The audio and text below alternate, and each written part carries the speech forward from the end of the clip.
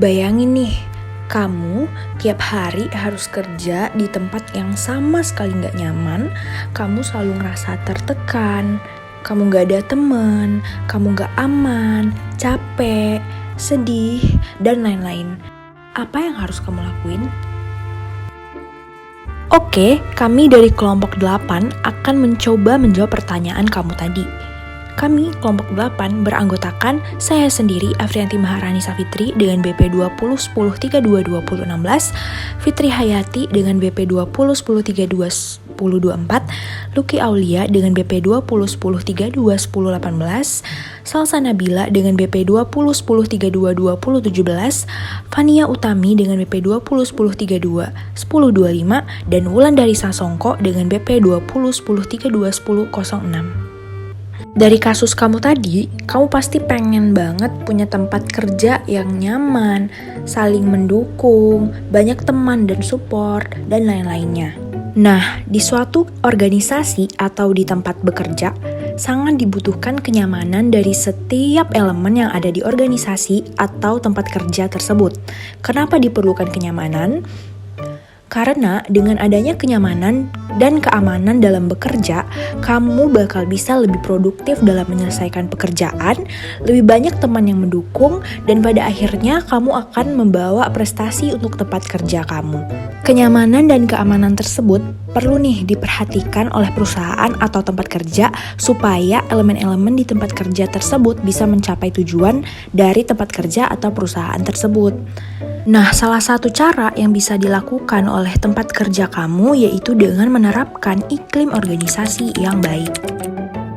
Apa sih itu iklim organisasi? Iklim organisasi adalah ciri-ciri lingkungan atau karakteristik yang membedakan organisasi yang satu dengan organisasi yang lain yang dapat mempengaruhi pegawai dalam hal tingkah lakunya di tempat kerja. Nah, ada nih faktor-faktor yang dapat mempengaruhinya. Yang pertama itu ada manajer atau pimpinan. Nah, kebijakan dan tindakan yang dilakukan oleh manajer atau pimpinan itu dapat mempengaruhi iklim organisasi. Terus yang kedua ada tingkah laku karyawan. Nah, tingkah laku karyawan itu juga mempengaruhi iklim organisasi melalui kepribadian serta bentuk komunikasi antar karyawan. Nah, yang ketiga itu ada tingkah laku kelompok kerja. Kelompok kerja menjelaskan iklim yang terbentuk menyesuaikan pada kebutuhan tiap individu serta bergantung pada kebijakan formal dan informal dari kelompok. Lalu yang terakhir itu ada faktor eksternal, misalnya seperti faktor ekonomi atau faktor-faktor lain yang juga dapat mempengaruhi iklim organisasi. Lalu ada dimensi dari iklim organisasi. Nah, menurut Litwin and Stringer itu ada 9. Yang pertama ada structure atau struktur, yang mana ini mengidentifikasikan struktur atau mempunyai definisi yang jelas mengenai peran dan tanggung jawab dari suatu perusahaan. Nah, yang kedua ada responsibility atau tanggung jawab, meliputi tanggung jawab atau kemandirian dalam menyelesaikan pekerjaan. Nah, lalu ada reward atau penghargaan. Nah, ini berkaitan dengan penghargaan yang akan diterima oleh karyawan terhadap pekerjaan yang telah mereka selesaikan dengan baik.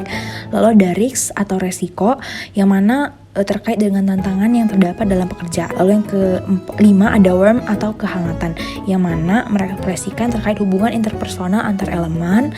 Lalu yang keenam ada support atau dukungan, yang mana merefleksikan terdapat atau tidaknya dukungan secara emosional. Lalu ada standar. Yang kedelapan ada konflik, yang mana proses pemecahan masalah dari konflik ataupun tantangan yang sebelumnya didapatkan. Dan yang terakhir ada identity atau identitas diri, yang mana merefleksikan gambaran mengenai pemahaman diri individu dalam bekerja yang disesuaikan dengan tujuan dari tempat kerja. Nah, selain menerapkan iklim organisasi, bisa juga diterapkan keselamatan dan kesehatan kerja atau K3. Adapun faktor-faktor yang mempengaruhi dari K3 itu sendiri, lalu ada aspek-aspek dari K3. Yang pertama ada lingkungan kerja, yang mana meliputi penerangan, kebersihan, pengaturan tata ruang, penempatan benda-benda. Lalu yang kedua ada alat pelindung diri, meliputi pakaian dan alat pelindung diri bagi mata, telinga, tangan, kepala, dan dada. Lalu ada metode kerja, meliputi cara kerja dan sikap kerja. Yang keempat ada petunjuk pemakaian alat kerja, meliputi sikap patuh terhadap prosedur penggunaan mesin-mesin yang sesuai dengan metode kerja. Nah, jadi itulah tadi pentingnya K3 dan iklim organisasi bagi perusahaan. Mungkin itu saja yang bisa kami sampaikan. Terima kasih dan sampai jumpa.